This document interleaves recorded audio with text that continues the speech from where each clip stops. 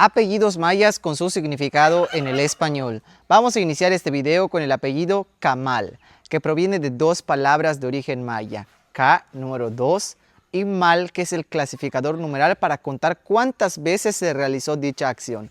Entonces, Camal es 2 veces o 2 ocasiones. Camal. El segundo apellido de este video es Cap.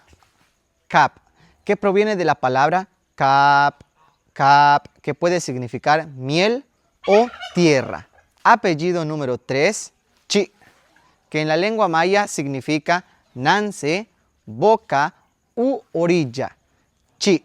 El cuarto apellido que aprenderemos el día de hoy es Tun, que proviene del vocablo maya tunich, que significa en español piedra. Entonces Tun significa piedra. Terminamos este video con el apellido Kutz, que proviene del vocablo maya Kutz, que significa pavo de monte. Deja tu comentario si tienes algún apellido maya para darte su significado. Malo, canantaba. Bueno, cuídate.